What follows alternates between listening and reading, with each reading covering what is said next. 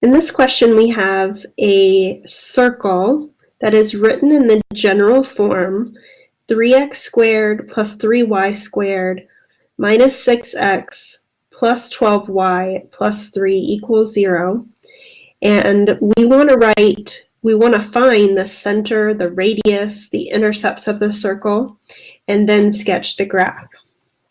So as I said, this equation is written in the general form of the circle. And we really want the standard form of the circle because the standard form allows us to find the center and the radius very easily. So the standard form will look something like this: x minus h squared plus y minus k squared equals r squared. And we know that the center is hk and the radius is r. Now the format that we have is that general form, which is ax squared plus by squared plus cx plus dy plus e equals 0. This is like the expanded form of the circle. So I'm going to start solving this by turning the general form into standard form. And we do that using completing the square. So the first thing I notice is that I have coefficients on my x squared and y squared term, which is challenging for completing the square. So they are the same number, the same coefficient.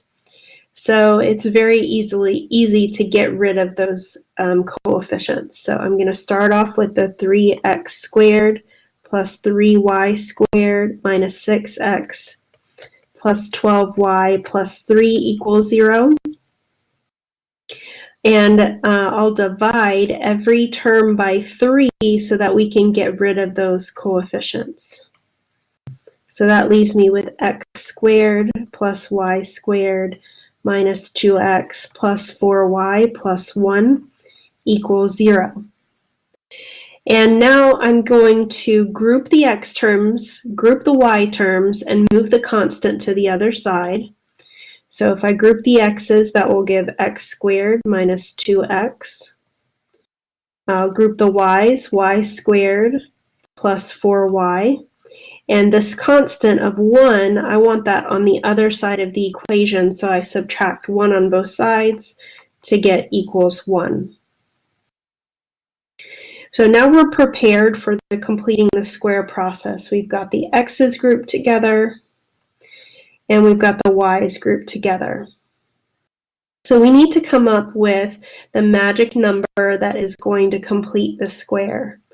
So that magic number is going to get added inside this parenthesis, and then we also have a magic number for the y group, which will get added inside of this parenthesis. And the way that we get that magic number is by starting off with the coefficient of the x term.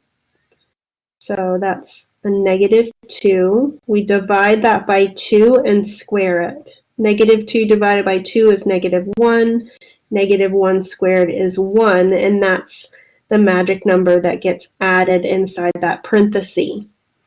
Now, we're not allowed to just throw in a number to an equation because that makes the equation unbalanced or not true anymore. So to balance it, we have to do the same thing on the other side of the equation. So we need to do the same thing with the y group. We start with the coefficient on the y, which is 4, divide it by 2, and then square it. 4 over 2 is 2, 2 squared is 4, so our magic number for the y group is 4. So we add 4 to the y group. To balance the equation, we add 4 on the other side. Now with my x group, it will factor into a perfect square. So if I factor this group of terms, this trinomial, I have x times x, which is x squared. 1 times 1 will give me 1. And if I put minuses, that will give me the negative 2x in the middle. And that is x minus 1 squared. X minus 1 times x minus 1 is x minus 1 squared. The y group will also factor into a perfect square. Y times y is y. Excuse me, y times y is y squared. 2 times 2 is 4. And we need a plus on each one of those. Positive 2 and positive 2 will make the positive 4 in the middle. So this also factors into that perfect square trinomial, y plus 2 squared. On the other side of the equation, negative 1 plus 1 plus 4 is 4. And now we've written this equation in the standard form. And in the standard form, it's much easier to identify the center, the HK, and the radius. So we can now identify the center to be 1, negative 2, and the radius to be 2. So we're done with the center and the radius. We now need the intercepts. So I'm going to zoom out a little bit here so we can have some more space for the intercepts. So to find an x-intercept, I'm going to let y equal 0. It's much easier to solve for the intercepts when it's written in this format. So I'm going to use that standard form, x minus 1 squared plus 0 plus 2 squared equals 4. This is x minus 1 squared plus 2 squared equals 4. 0 plus 2 is 2. X minus 1 squared plus 4 equals 4. I'm going to isolate the square by subtracting 4. That gives x minus 1 squared equals 0. You can square root both sides to get rid of the square. That gives x minus 1 equals plus and minus 0. Square root of 0 is 0. And 0 is neutral. So we don't need a plus or minus sign on 0. I'm going to add 1 to both sides. That gives x equals 1. So this circle only has one x-intercept, and that is at x equals 1. So now let's find the y-intercept. To find the y-intercept, we let x equal 0. Once again, using that standard form, we have 0 minus 1 squared plus y plus 2 squared equals 4. 0 minus 1 is negative 1. Negative 1 squared is positive 1. And I'm once again going to isolate this square. So I'll subtract 1, and that gives y plus 2 squared equals 3. I'll get rid of that square by square rooting both sides. The square root and the square cancel each other out, and we get plus and minus square root of 3. I'll isolate y by subtracting 2 from both sides. That gives y equals negative 2 plus and minus square root of 3. So now we have our y-intercepts being negative 2 plus or minus square root of 3. We've got our intercepts. And one final item that we need to do, we need to sketch a graph. And we're going to do that with the center and the radius. So we have a center of 1, negative 2. So here's the center of the circle. It has a radius of 2. So we're going to go 2 up, 2 to the right, 2 down, 2 to the left. And this gives us 4 points on the circle, and we can sketch the circle from there. I want you to notice that this does stay consistent with what we saw with our intercepts. So you can see that we have one x-intercept and two y-intercepts. So that completes all the parts of this question.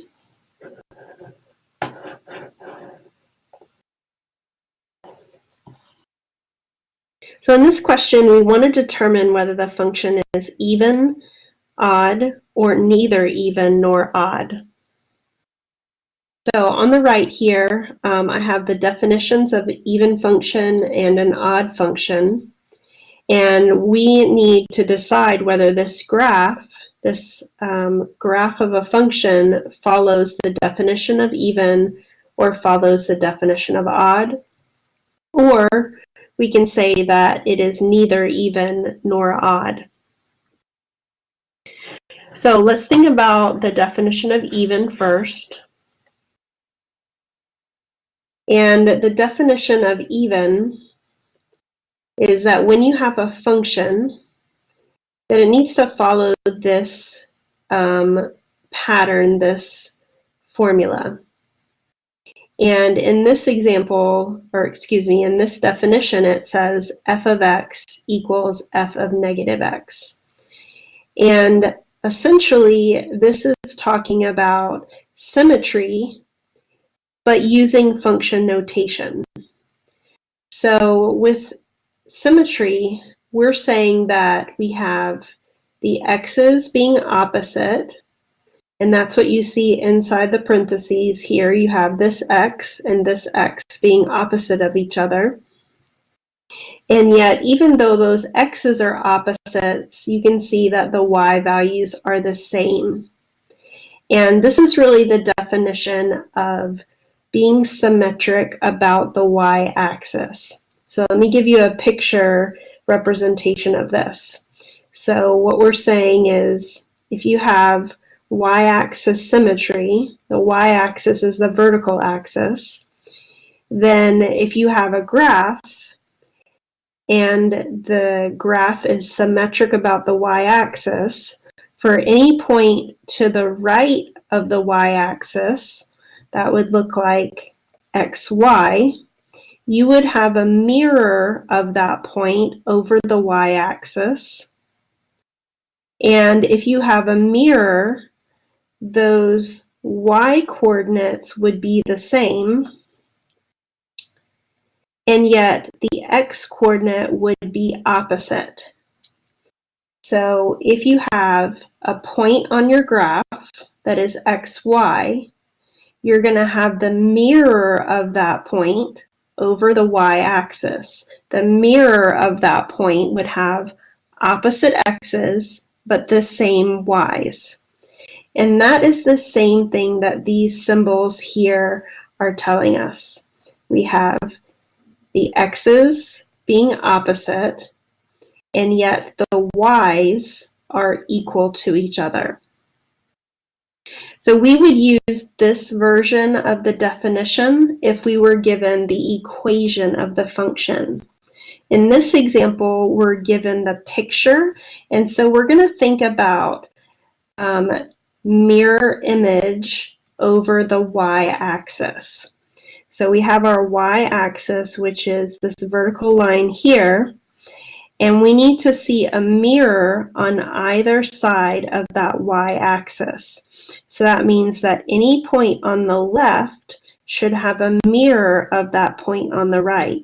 And you can see with the examples I'm showing you right here that I have some points on the left that do not have a mirror on the right. So this graph does not have symmetry around the y-axis, and it is not an even function because it doesn't have that symmetry. So we can cross off even for this example.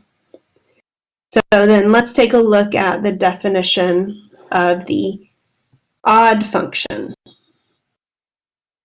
So for the odd function, we have this definition. This definition here would be used if we have an equation. It says negative f of x is equal to f of negative x. And when you have an odd function, you're going to be symmetric about the origin. And so what that means is that if your x's are opposite, your y's will also be opposite. So graphically, what that's saying is that your opposite quadrants, opposite over the origin, will have a mirror image. So if you have a point in the upper right-hand quadrant that is xy, and you have origin symmetry, you're going to have a mirror over the origin, and you have the opposite x value and the opposite y value. You could also use the other two quadrants. If you have the second quadrant, a point here, you would have the mirror in the fourth quadrant, negative x, negative y. And that is what this definition is saying here as well. This is the definition that you're going to use if you're given the equation. And here I have the x's being opposite of each other.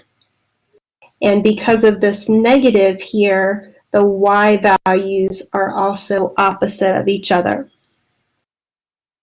So let's go back to our example here.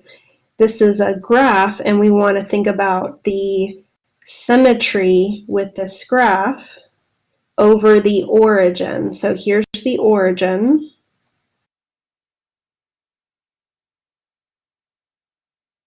Sorry, my whiteboard was misbehaving there. Let's try again.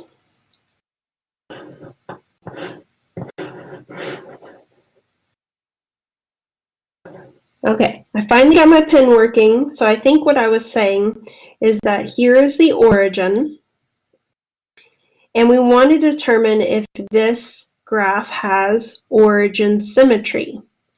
So any point that we have in the upper left-hand quadrant should have a mirror in the lower right. So that's quadrant 2 with quadrant 4.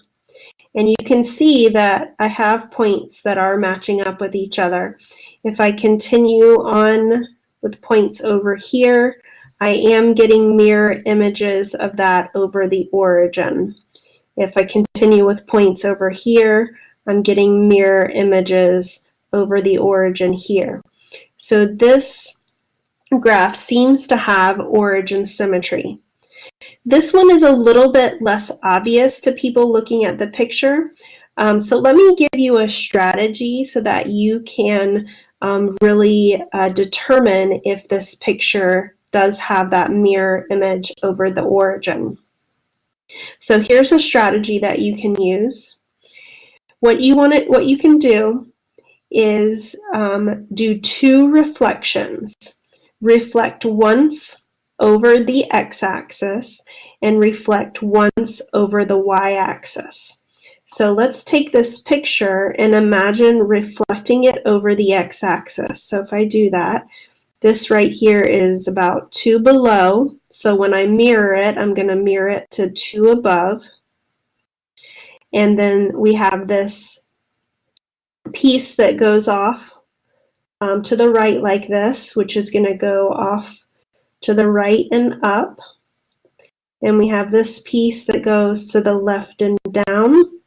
So this piece will go to the left and up when we mirror it. So that's one reflection going over the x-axis. Now let's try a second reflection. If we're going to reflect over the y-axis, then right now I'm about 1 unit to the right. I would mirror 1 unit to the left. So this point would move here.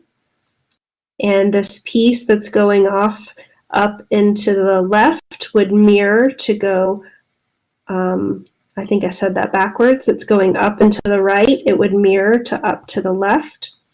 This goes up and to the left, and it would mirror to go up and to the right. So what we're seeing is a mirror image going over the origin. So if we combine those two reflections, one reflection over X and one reflection over Y, we get the two pieces lining up with each other. So this is an example of an odd function because it has origin symmetry.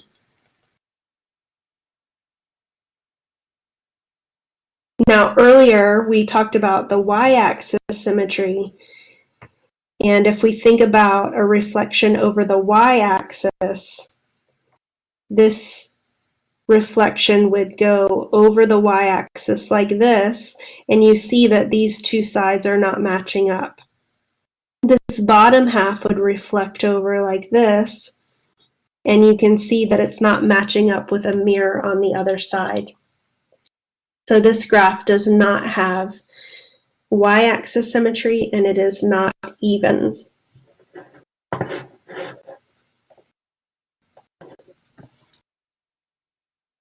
So for this question, we want to find the x-intercepts and the y-intercept of the function f of x equals x cubed plus 7x squared minus 25x minus 175. So let's start with the y-intercept because it's always a little bit easier. So if we were looking for a y-intercept, we're going to let x equal 0. So that means we're going to substitute a 0 into our function. That's going to give 0 cubed plus 7 times 0 squared minus 25 times 0 minus 175. And 0 cubed is 0. 0 squared is 0. 25 times 0 is 0. And we have 7 times 0 is 0.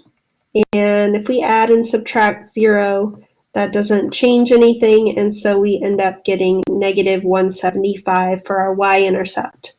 You might have to write this as an ordered pair. If you do, you would write that as 0, negative 175.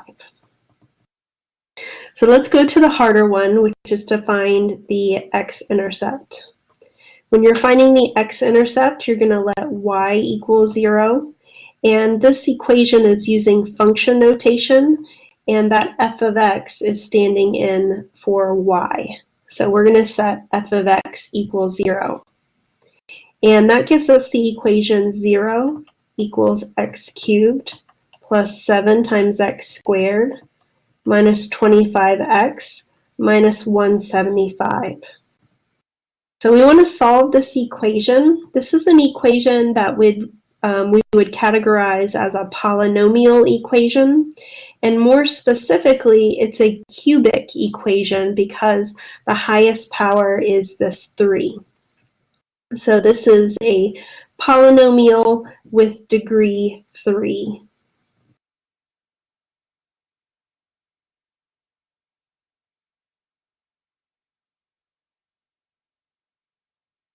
And to solve this, there are some challenging strategies, but the ones that we're going to be working with are going to involve factoring. So we're going to use a technique of factoring called grouping. And this is a technique that is typically used whenever you have 4 terms. So that was my clue as to use this grouping, factoring with grouping method, is because I have 1, 2, 3, 4 terms. So whenever you see 4 terms, it doesn't always work, but it is a clue to try this method. So to factor by grouping, we're going to group 2 terms at a time together. So we're going to group x cubed plus 7x squared together. And then we're going to group negative 25x minus 175 together. And out of each of these groups, you're going to factor the greatest common factor.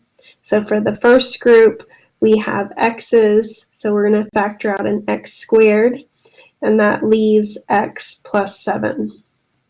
And for the second group, I notice both of them are negative, so I'm going to factor out a negative. And I'm guessing that this coefficient of 25 is going to be a common factor that I can factor out. So if I factor out a negative 25, I'll be left with a positive x, and then I'll be left with a positive, I'm guessing 7. I'm going to just divide 7 into this and see if it goes 25 times. 7 goes into 17 2 times. 2 times 17 is 14. And then we have 35. 7 into 35 is 25. So I can see that 7 times 25 is 175. So when I factor out that 25, I'm left with 7. And with this method, the only way that it's going to work is if what's left in the parentheses will match each other. And you can see that's true in this example. So we're going to factor out the common factor of x plus 7. If I factor out x plus 7 from this term, I'm going to be left with only the x squared. And if I factor x plus 7 out of this term, I'm going to be left with the minus 25. So what I'm left with is x squared minus 25. And that parenthesis x squared minus 25 is something called a difference of squares. This follows the pattern of x plus 5 times x minus 5. So finally, we've got this factored completely, and we can set each factor equal to 0 using the zero product property. And we end up subtracting 7 on both sides to get x equals negative 7, subtracting 5 on both sides to get x equals negative 5, adding 5 on both sides to get x equals 5. So this function has 3 x-intercepts, negative 7, 0, negative 5, 0, and 5, 0.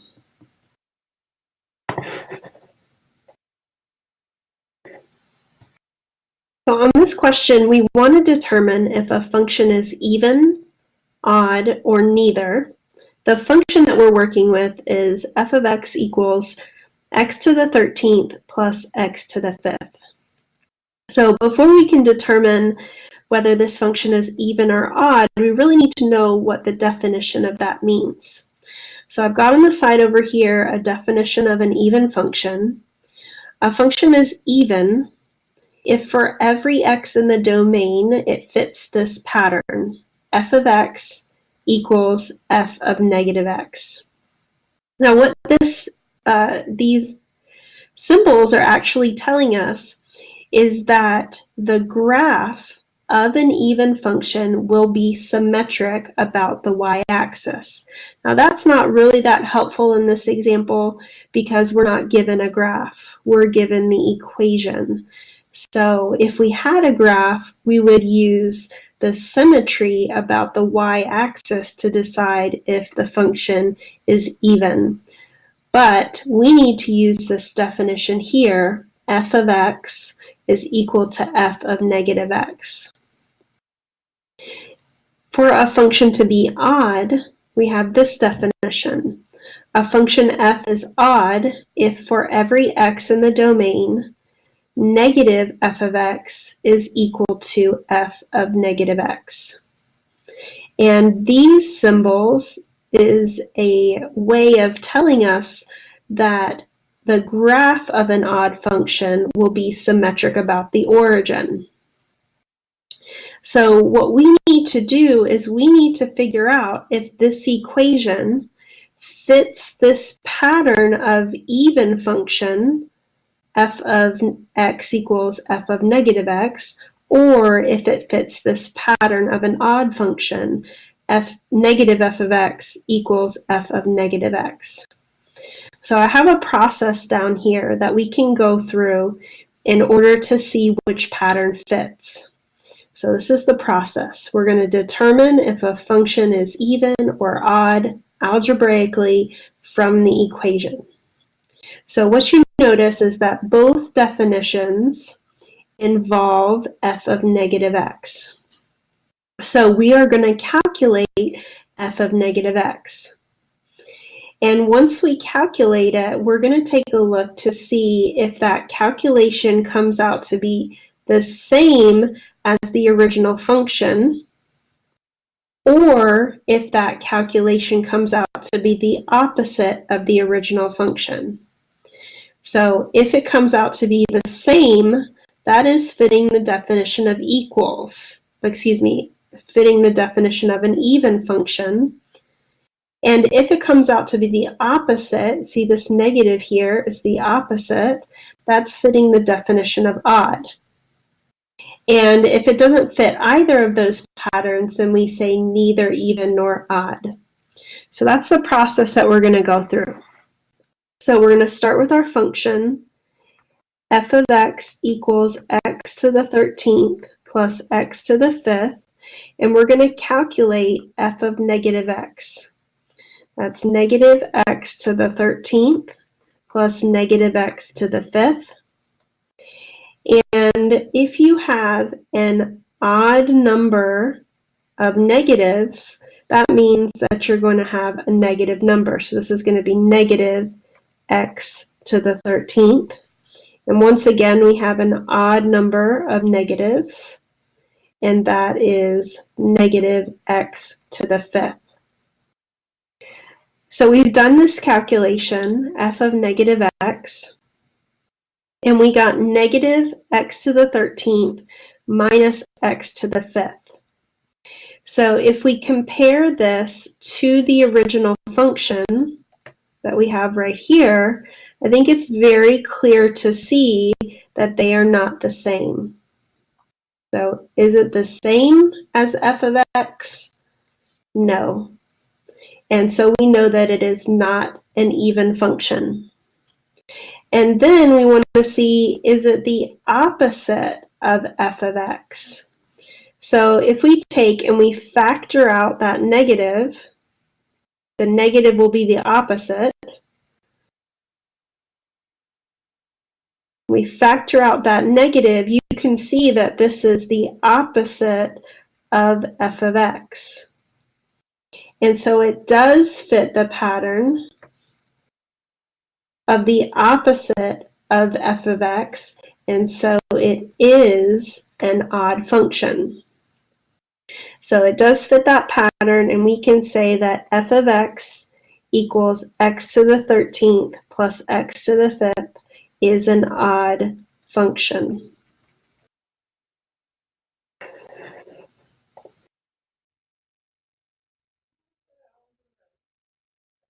Thank you for checking out my videos. Have a great day.